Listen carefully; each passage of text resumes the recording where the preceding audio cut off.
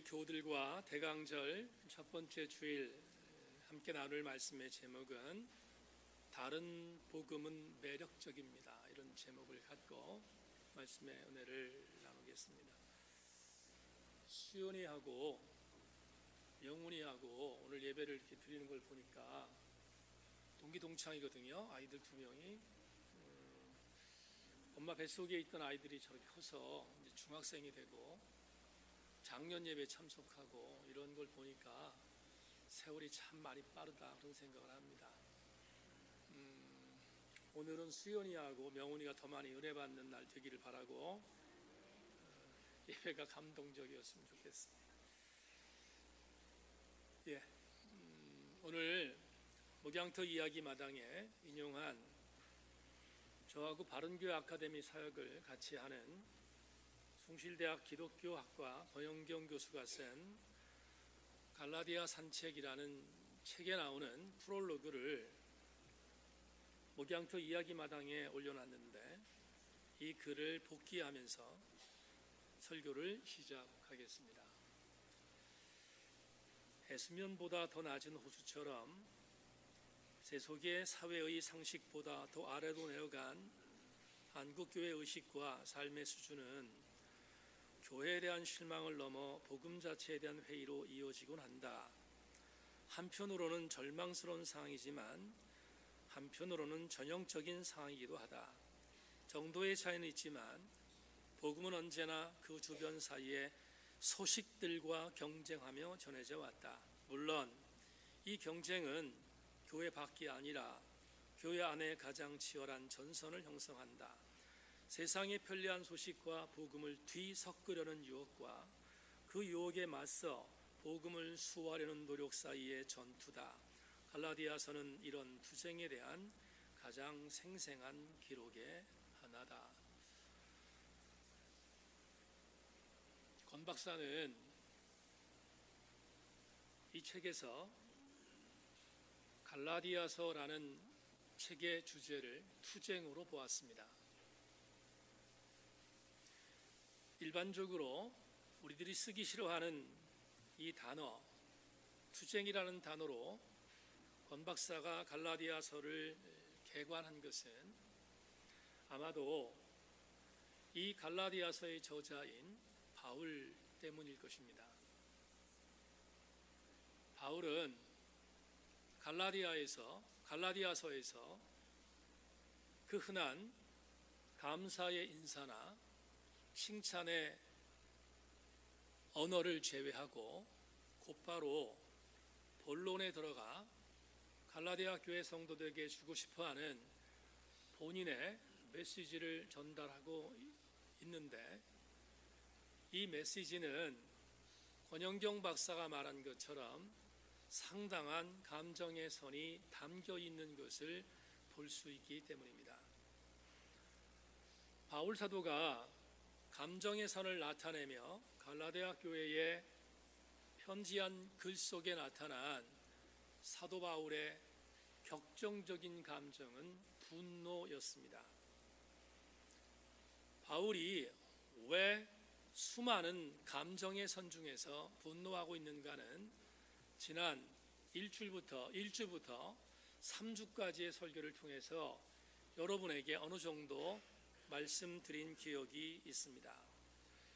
그럼에도 불구하고 다시 한번 오늘 분노에 대한 단어를 쓰면서 권영경 박사가 말한 투쟁이란 단어와 어울려 여러분에게 오늘 이 단어를 쓰는 이유는 오늘 생각해 볼 네 번째 강해의 본문 텍스트인 6절부터 9절까지의 말씀에 가장 어울리는 단어가 분노 혹은 투쟁이라고 보았기 때문입니다. 오늘 본문은 갈라디아서에 있어서 사도 바울의 격정적인 감정의 선을 가장 잘 보여주는 본문이기 때문에 이 단어를 쓴 것을 여러분들이 이해해 주실 수 있기를 바랍니다. 이제부터 본문을 해석하겠는데 여러분에게 미리 말씀을 드리지만 오늘 본문 해석은 조금은 어려울 수 있습니다. 그럼에도 불구하고 어려운 본문을 집요하게 추적하는 이유는 오늘 한번 이 고비를 넘어야 갈라디아서 전체를 여행하는데 순조롭기 때문입니다. 그러므로 조금 오늘 어렵고 지난한 설교 같다 할지라도 여러분들이 잘 따라와 주시면 갈라디아서 2일 나누는 데 있어서 대단히 중요한 정보와 은혜를 얻을 수 있음을 확신하고, 여러분 모두가 오늘 본문 성경 이해와 연구에 대하여 설교의 메시지 선포에 대하여 잘 따라와 주실 수 있기를 주님의 이름으로 부탁합니다. 오늘 읽은 본문은 불과 4개의 절로 구성되어 있습니다. 그래서 이 4개의 절은 읽기에 따라서 상당히 쉬워 보이지만 그럼에도 불구하고 이 4개의 절에 함축되어 있는 하나님 말씀에 대한 비밀은 상당히 깊다는 것을 여러분에게 말씀을 드립니다. 먼저 오늘 4개의 절에서 주목해야 할 한 단어를 소개하기를 원합니다. 우리나라 성경에 각 절마다 6절부터 9절까지 각 절마다 같이 반복되어 나오는 구절을 여러분들이 발견하셨을 것 같습니다. 그 단어는 다른 복음이라는 단어입니다. 이 다른 복음이라는 이 단어를 여러분에게 오늘 소개하고자 합니다. 우리가 보고 있는 개역개정판 성경에는 다른 복음이라고 해석했지만 원래는 4개의 연달아 나오는 다른 복음은 원어 성경을 보면 2개의 단어로 기록되어 있다는 사실을 주목해 주실 수 있기를 바랍니다. 왜 제가 이 2개의 단어를 소개하냐면 이 2개의 단어가 결국은 오늘 본문을 해석하는데 실마리가 되기 때문입니다. 6절에 나오는 6절, 오늘 본문 6절에 나오는 단어 중에서 다른이라는 단어는 변질된이라는 단어로 바꾸겠습니다. 변질된이라는 단어로 6절의 단어를 바꾼다는 것을 여러분들에게 알려드리고, 8절과 9절에 나오는 다른이라는 단어가 있습니다. 이 다른은 반대편이라는 단어로 바꾸겠습니다. 다시 말하면 6절의 다른은 변질되었다는 의미이고 8절과 9절에는 내가 여기 서 있으면 저쪽 반대편에 서 있다는 것을 전제하는 단어를 여러분에게 소개하면서, 그렇다면 변질된 것과 반대편에 있다는 것을 전제하면 공통분모가 하나 나옵니다. 이렇게 말할 수 있겠죠. 변질되어 내가 서 있는 쪽 반대편에 있는 것이 뭐다? 다른 것입니다. 이해되셨으면 아멘. 다시 한 번만, 여러분 어떤 진리가 있다 칩시다. 그런데 그 진리가 왜곡되어서 비틀어져서 변질되었고, 그 변질된 그것은 이쪽에 서 있는 명제와 반대편에 있습니다. 그 반대편에 있는 것을 종합해서 사도 바울은 다른이라는 단어를 사용한 것이라고 이해하면 오늘 6절부터 9절까지 말씀은 우리한테 분명한 이해를 줄 수 있습니다. 여러분에게 친절한 서비스를 하나 하겠습니다. 이렇게 변질된 그리고 반대편에 있다라는 의미를 갖고 있는 단어로 번역한 6절부터 9절까지의 본문을 유진 피터슨의 메시지를 읽어보면 기가 막히게 기록되어 있음을 여러분에게 보고할 수 있을 것 같습니다. 유진 피터슨의 메시지 보고로 본문을 읽겠습니다. 그것은 완전히 다른 메시지, 이질적인 메시지라고 할 수도 없는 것, 하나님에 관한 거짓말이기 때문이다. 아마도 바울이 갖고 있었던 분노의 격정적인 감정선을 유진 피터슨도 같이 받아들인 것 같습니다. 오히려 바울은 약간은 그래도 숨고르기를 했는데 유진 피터슨은 다른 복음에 대하여 맹공하고 있습니다. 완전히 다른 메시지, 이질적인 메시지라고 평가하기도 부족한 것, 그리고 하나님에 대한 거짓말. 얼마나 여러분 맹렬한 성토입니까? 그렇다면 이런 질문을 여러분에게 던져야 될 것 같습니다.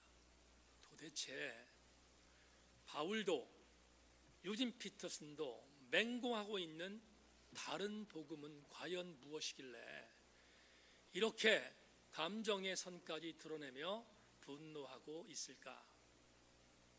우리는 오늘 이 대답을 위하여 본문 여행을 떠나야 할 것 같습니다.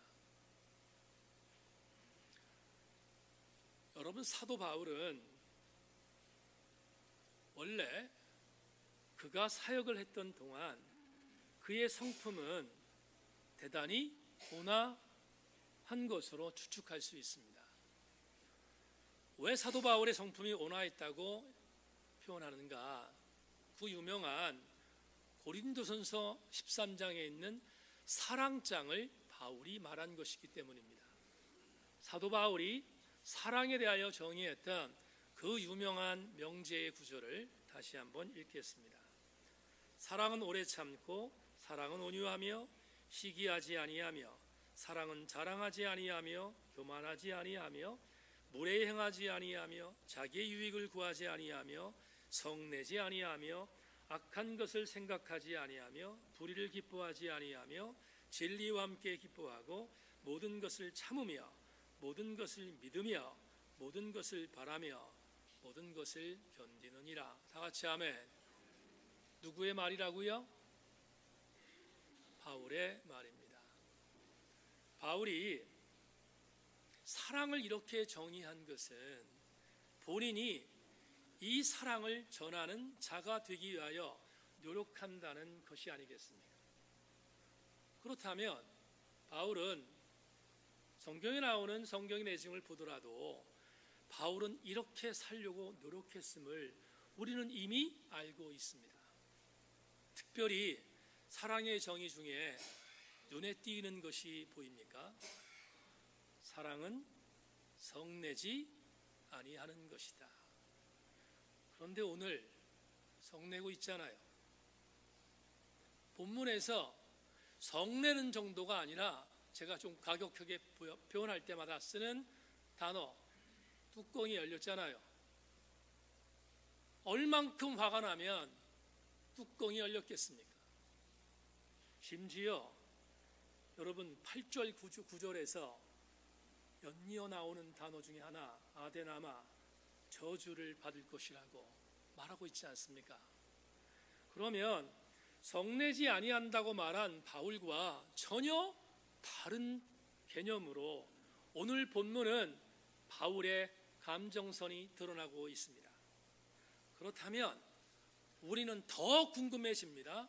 또 한 번 강조하지만 도대체 이렇게 본인의 심성까지도 바꾸어가면서 성질내며 화내며 분노하게 만들었던 다른 복음이 도대체 무엇이길래 바울이 오늘 본문에서 이렇게 격정적인 본인의 감정선을 드러내고 있는가 살펴야 되지 않겠습니까?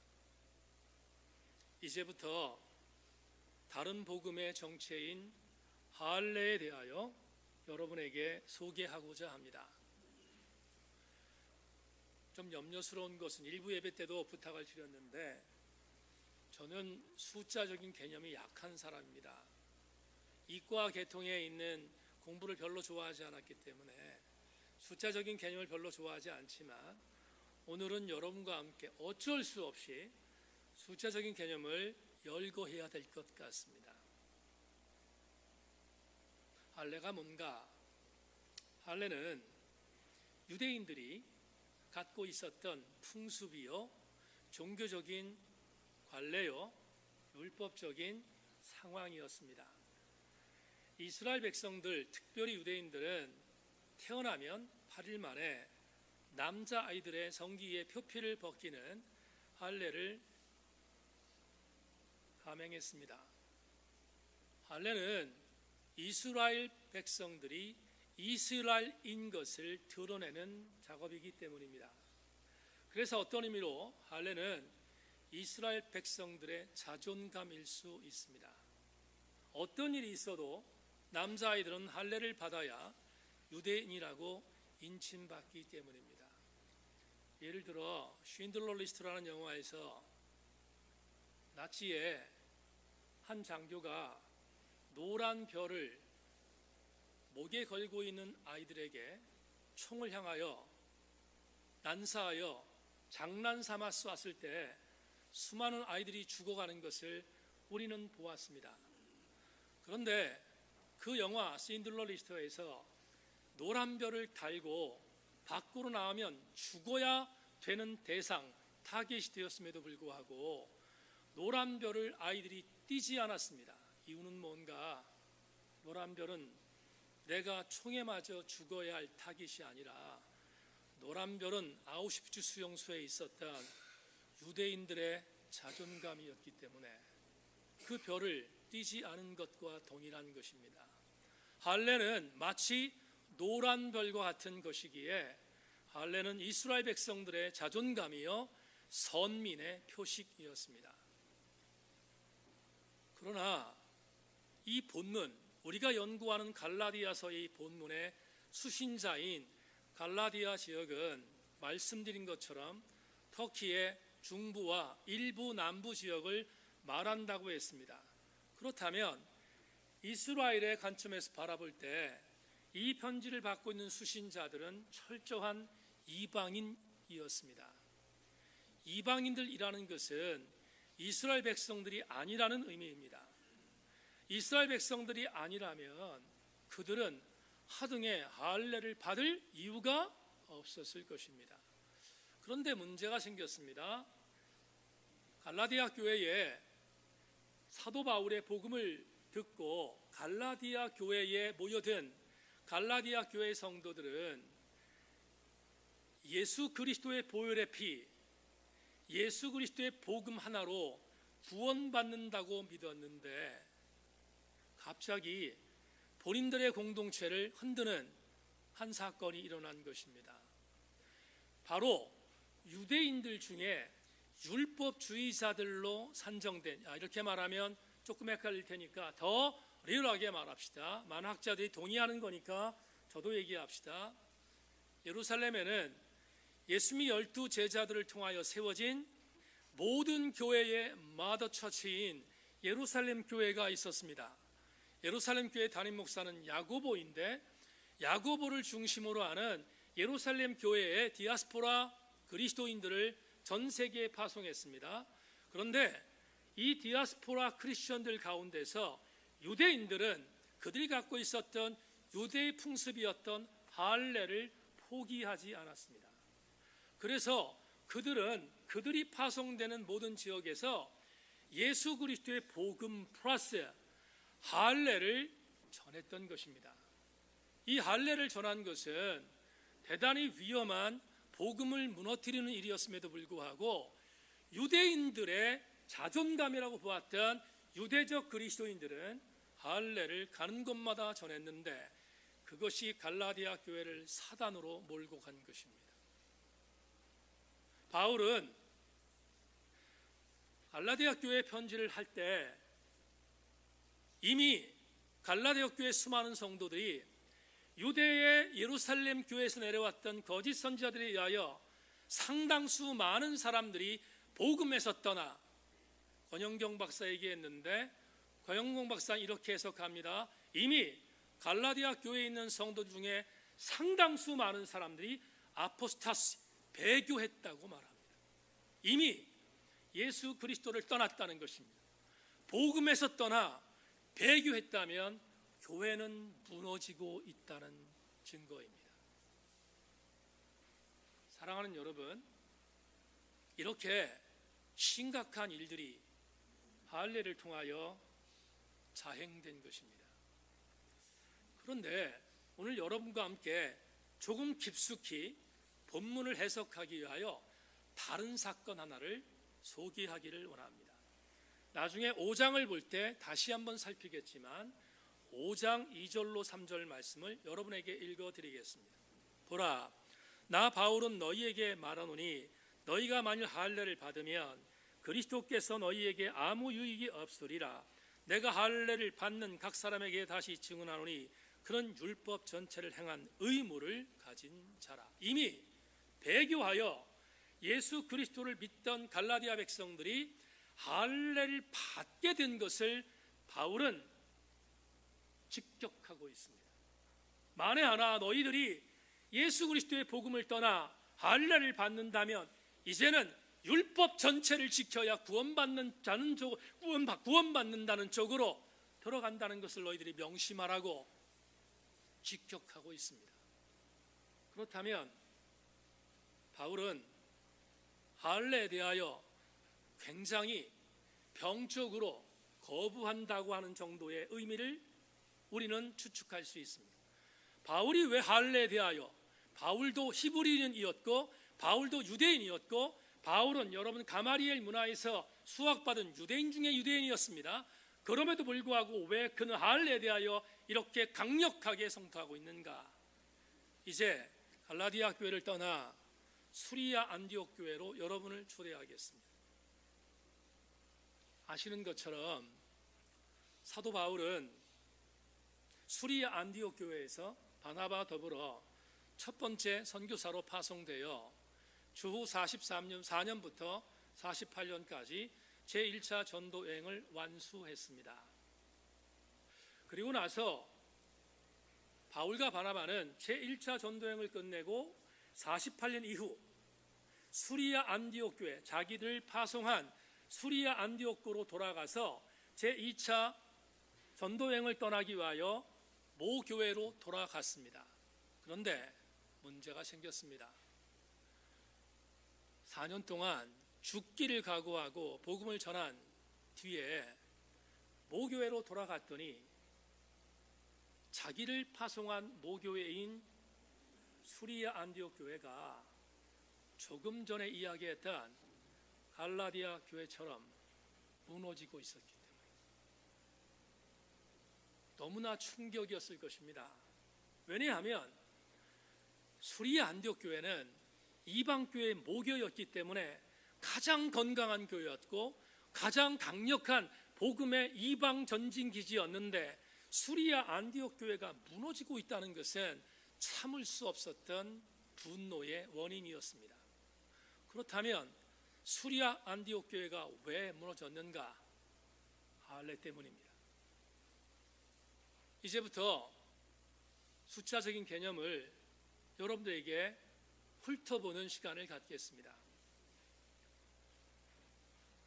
카나다의 토론토에 가면 토론토에 위클리피 칼리지라는 신학대학이 있습니다. 거기에서 신학을 가르치고 있는 롱 에네케어 교수가 사도 바울의 사역의 산술적인 내용들을 주석으로 추적한 글이 있습니다. 그걸 참고하여 여러분에게 오늘 본문을 더 깊이 해석하기 위하여 이제부터 숫자적인 개념으로 연대기를 소개하기를 원합니다. 롱 에네케어 교수는 대체적으로 예수님께서 골고다에서 십자가 못 박혀 돌아가신 연도를 주 30년쯤으로 해석합니다. 그런 뒤에 사도 바울이 예수께서 돌아가신 이후 2, 3년 정도가 지난 주후 32년 내지 34년에 회심했다고 에네케어는 주장합니다.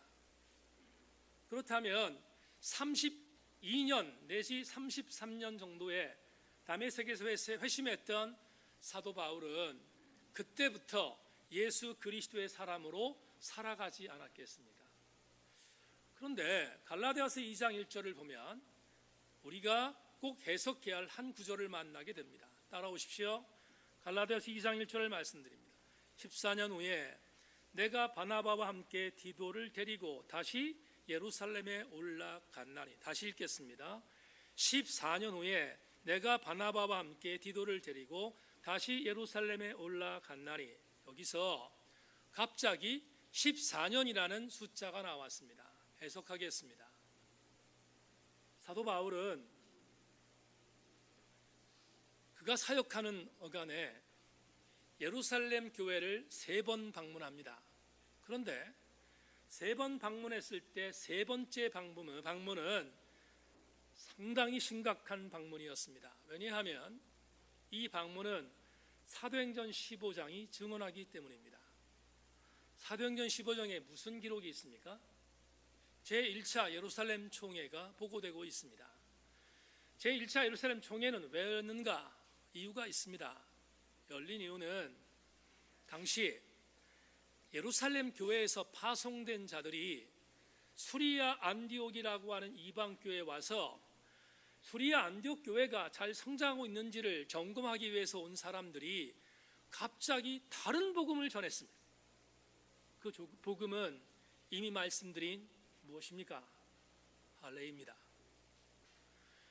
정말로 잘 성장하고 있었던 수리아 안디옥 교회에 갑자기 할례를 증거하는 일이 벌어지자 할례 때문에 평지풍파가 일어나기 시작했습니다. 그때가 언제인가? 주후 48년 이후입니다. 그렇다면 14년이라는 단어를 여러분에게 해석할 수 있습니다. 에네커 교수는 여기 나오는 14년을 이렇게 말합니다. 사도 바울이 다메섹에서 회심한 이후 그때를 시점으로 하여 14년이 되던 해입니다. 그렇다면 우리가 32년부터 33년을 사도 바울이 회심한 연도로 볼 때 추측할 수 있는 하나의 내용은 14년 후에 예루살렘 총에 올라갔을 사도 바울은 AD 46년 내지 47년이 되었을 것입니다. 14년이 지났다는 것을 전제하면 그럴 수 있습니다. 그런데 조금 전에 말씀드린 것처럼 예루살렘 총회는 주 48년쯤에 이루어졌던 사건일 때 사도 바울은 이런 상태였습니다. 다시 제1차 전도여행은 사도 바울이 죽기를 각오하고 수리아 안디옥 교회에서 파송받은 이후 4년 동안 갈라디아 지역을 다니며 많은 사람들을 구원했던 사건을 제1차 전도여행이라고 합니다. 그때 연도는 짧게 잡으면 44년, 길게 잡으면 48년, 약 4년으로 봅니다. 그렇다면 이런 결론이 도달할 수 있습니다. 바울이 죽기를 각오하고 1차 전도여행에서 수많은 갈라디아 성도들에게 복음을 증거하여 갈라디아 지역 내의 그리스도인들을 만든 뒤 그는 다시 재정비하기 위하여 수리아 안디옥으로 갔더니 수리아 안디옥은 이미 말씀드린 것처럼 할례 논쟁으로 교회가 무너지고 있었다는 것입니다. 참을 수 없었던 사도 바울과 바나바는 무너지고 있는 자기의 모교회를 살리기 위하여 그 원인을 제공했던 예루살렘 교회의 수뇌부 예수 그리스도의 제자들에게 맞짱 뜨기 위하여 예루살렘으로 14년 후에 올라가게 된 것입니다. 우리는 사도행전 15장에서 예루살렘 총회의 결과를 이미 알고 있습니다. 제1차 총회, 예루살렘 총회의 주제가 무엇입니까? 이방인들에게 할례를 받도록 만드는 것이 구원의 조건인가에 대한 맞짱 토론이었습니다. 그런데 우리는 사도행전 15장에서 이미 알고 있습니다. 누가 이겼습니까? 성령의 강력한 은혜로 사도 바울과 바나바가 승리했습니다. 이방인들은 할례를 받지 않아도 된다는 것입니다. 할례는 구원과는 전혀 상관없다는 것입니다. 베드로의 강력한 추천으로 바울과 바나바가 승리한 내용을 사도행전 15장에서 우리는 발견할 수 있습니다. 그렇다면 이렇게 본문의 내용을 해석하기 위하여 수리아 안디옥 지역에 있었던 평지풍파까지 여러분에게 서서히 소개하는 이유를 설명하겠습니다. 사도 바울은 이미 오늘 편지를 쓰고 있는 갈라디아서 편지를 쓰고 있는 그때를 시점으로 하여 약 7, 8년 전에 수리아 안디옥 교회에서의 할례 논쟁으로 홍역을 알았던 경험이 있었습니다. 다시는 기억하고 싶지 않았던 수리아 안디옥 교회의 할례 논쟁에 대하여 그는 나름대로 갖고 있었던 트라우마가 있었을 것입니다. 이기긴 이겼지만 수많은 시간과 수많은 정력을 낭비하고 고통스러웠던 그 기억을 그는 갖고 있었을 것입니다. 그런데 그 사건이 끝난 지 7, 8년도 안 되어 다시 이 할례에 대한 홍역이 어디에서 갈라디아 교회에서 재현되었기에 사도 바울은 참을 수 없었던 것입니다. 사도 바울은 7, 8년 전 생각하고 싶지 않았던 수리아 안디옥 교회에서의 홍역의 논쟁이 지금 자기가 죽기를 각오하고 복음을 통하여 회심시켰던 갈라디아 교회를 유린하고 있다는 것에 대하여 분노하고 또 분노한 것입니다.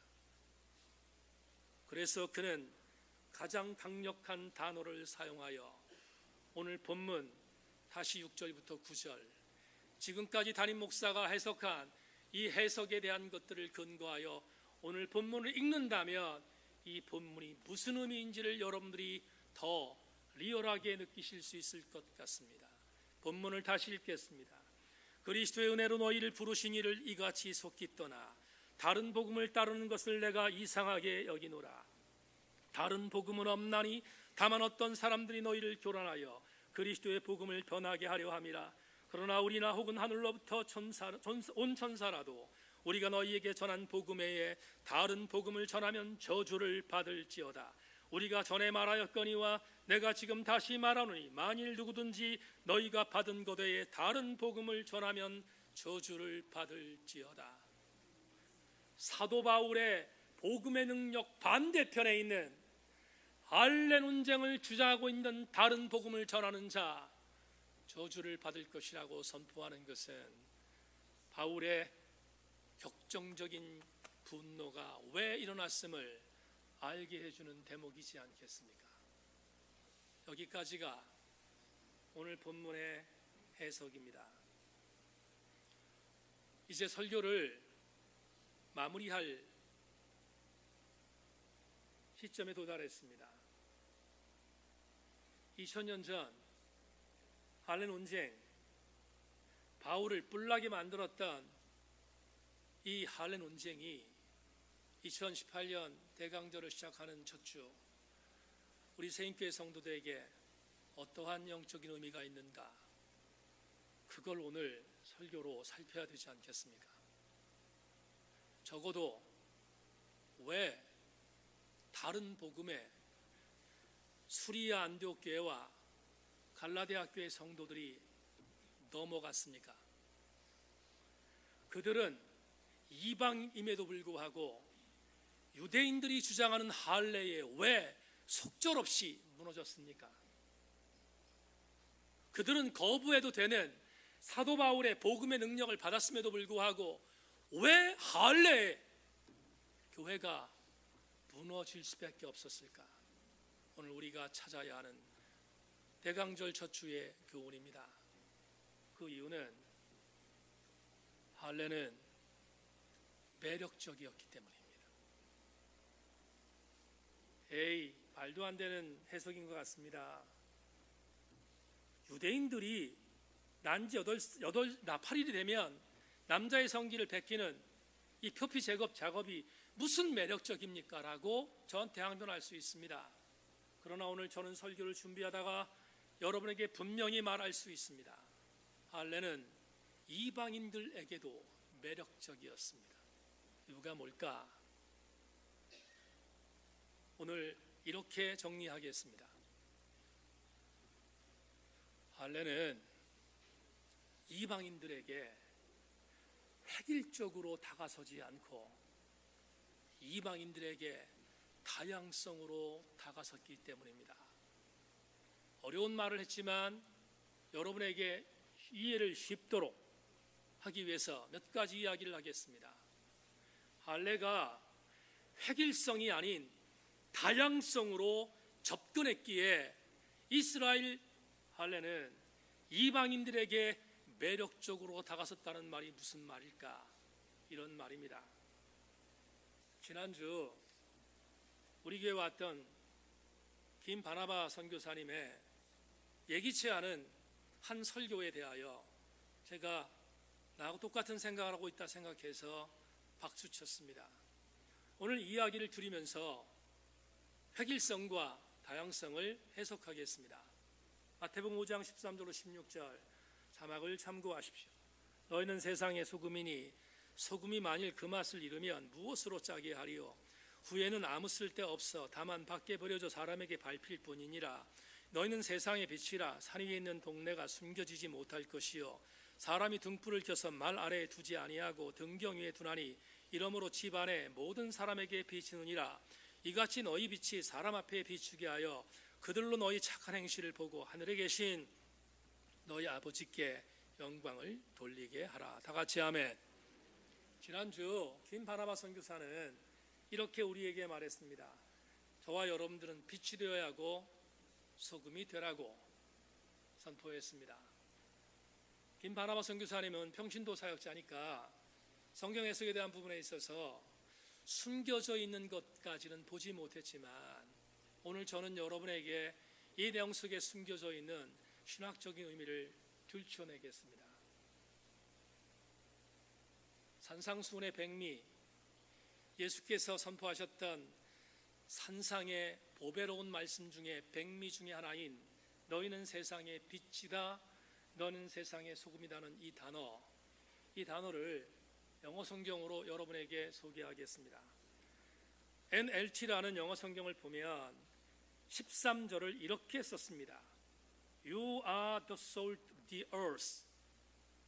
너는 세상의 그 소금이다. 14절 You are the light of the world. 너는 세상의 그 빛이다. 이 구절이 왜 우리에게 중요한가? salt라는 명사 앞에 light라는 명사 앞에 정관사 더가 쓰여 있습니다. 더라는 말은 빠져나갈 구멍이 없다는 것입니다. 다시 쉽게 말합니다. 너희는 세상의 빛 자체이고 너희는 세상의 소금 그 자체라는 것입니다. 변질시키면 안 됩니다. 어떻게? 이렇게 변질시키면 안 됩니다.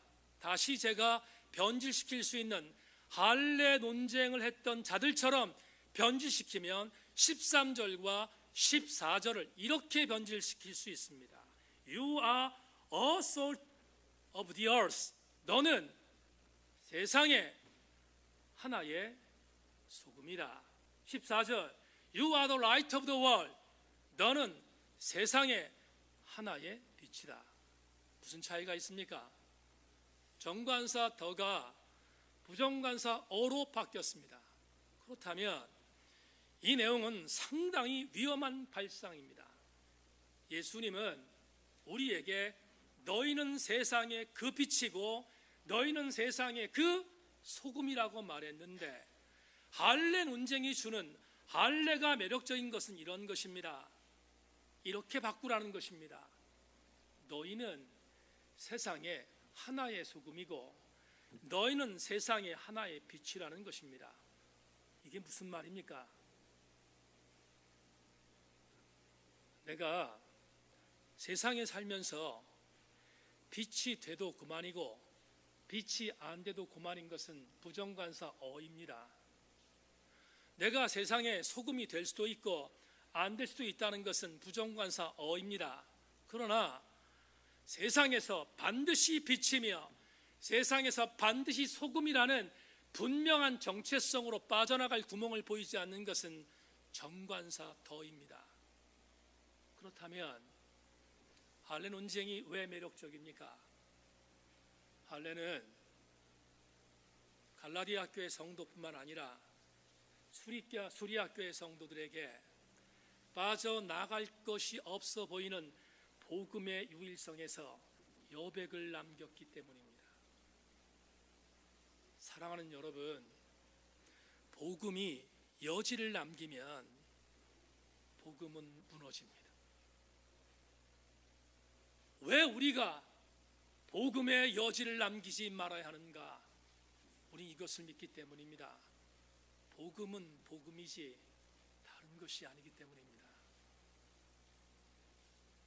지난주에 있었던 에피소드 하나를 말씀을 드리면 더 오늘 획일성과 다양성에 대한 부분을 이해하기 쉬울 것 같습니다. 목요일 날 소그룹 모임을 하지 않습니까? 그런데 이번 소그룹 모임에 가진 텍스트는 재작년의 세상을 떠난 달라스 윌라드 박사의 잊혀진 제자도란 책입니다. 그런데 이 달라스 윌라드 박사는 굉장한 복음주의자입니다. 그는 복음에서 한 발자국도 뒤로 물러서지 않는 시대의 어른이었습니다.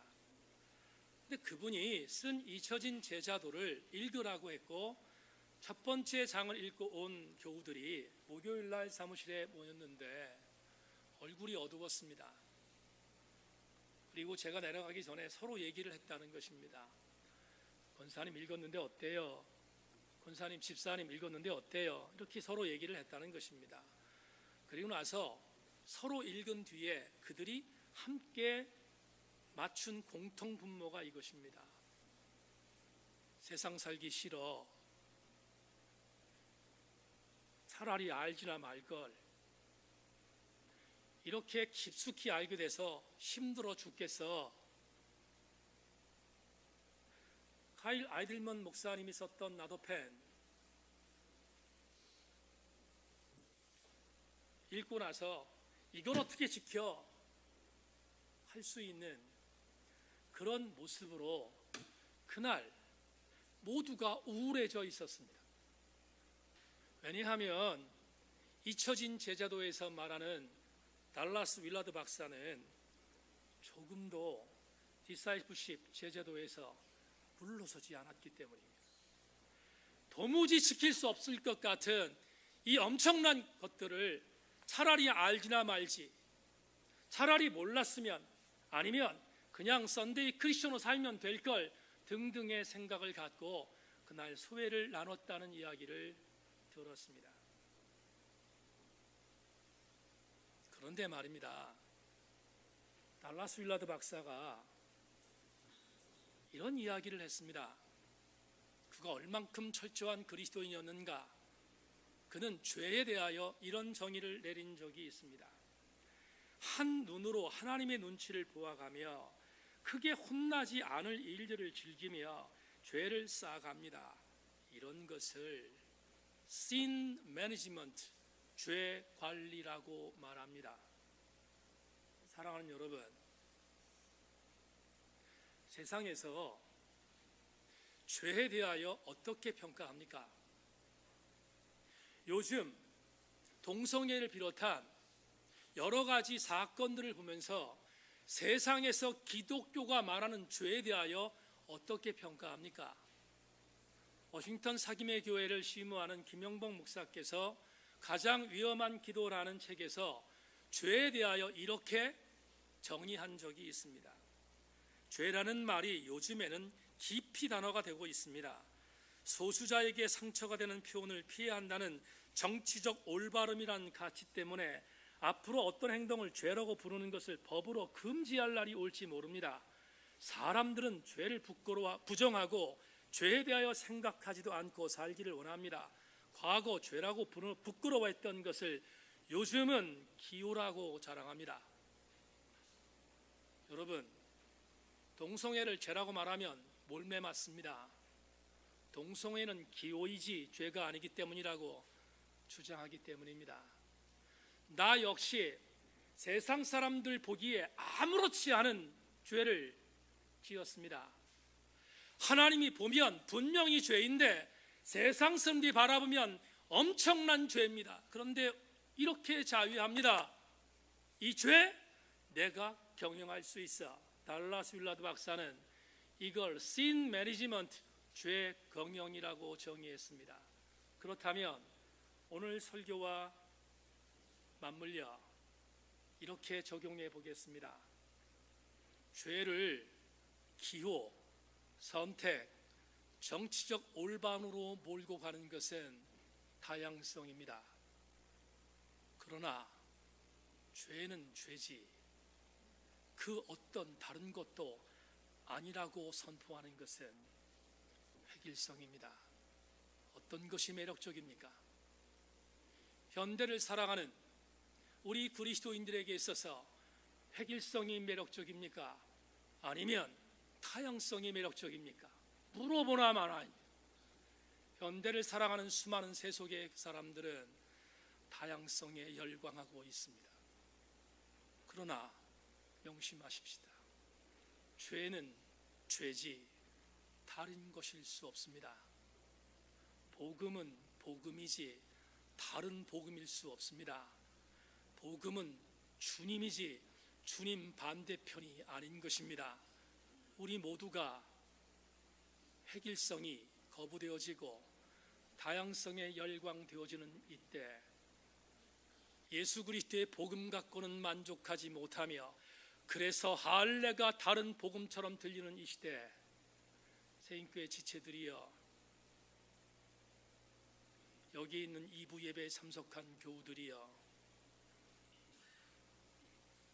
매력적인 다른 복음에 함몰되지 말고 대강절 첫 주 예수 그리스도만이 우리의 유일한 구주이며 복음인 것에 대하여 아멘하고 사수하고 달려갈 수 있는 촌스럽지만 그럼에도 불구하고 성경에 기록된 말씀대로 살아가는 우리 세인교회 성도들 되기를 주님의 이름으로 축원합니다. 말씀 맺겠습니다. 가끔 서울을 오가다가 제가 운전해서 고속도로를 탔는데 고속도로가 많이 막히면 제가 아내한테 이렇게 말합니다. 여보, 오늘 너무 막히는데 국도 쪽으로 빠질까? 라고 말합니다. 그러면 아내는 전혀 요동하지 않고 저에게 이렇게 말합니다. 요한 아빠, 썩어도 준치야.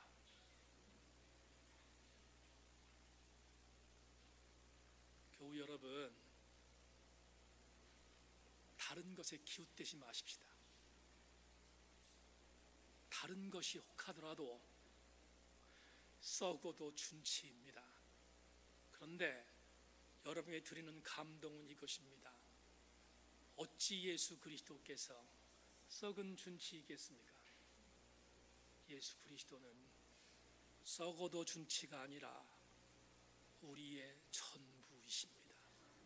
모쪼록 우리 교우들 전체가 오늘 대강절 첫 주 매력적인 다른 복음에 기웃대지 말고 여러분을 위하여 십자가에 못 박혀 돌아가신 인격적인 구주만이 우리의 복음인 것을 명심하고 그분을 우리의 가슴 한복판에 자리를 내어드리는 우리 성도들 되기를 주의 이름으로 축원합니다. 하나님 감사합니다. 오늘 주의 말씀을 대언했습니다. 보암직도 하고 먹음직도 하고 지혜롭게 할 만큼 탐스럽게 하는 것들이 얼마나 많은지 모릅니다. 아버지 하나님, 우리에게 선악과에 눈 돌리지 말게 하시고 우리에게 복음에 천착하게 하여 주셔서 우리 세인교회 성도들 복음으로 다시 한번 재무장하는 대강절 첫 주 되게 하여 주옵소서. 하나님, 대강절의 주인은 아기 예수 도가 아니라 아기 예수만이 되어야 합니다. 우리 모두 함께 아기 예수 그리스도만이 주인 되는 대강절을 보내게 하여 주옵소서. 예수 그리스도 이름으로 기도하옵나이다. 아멘.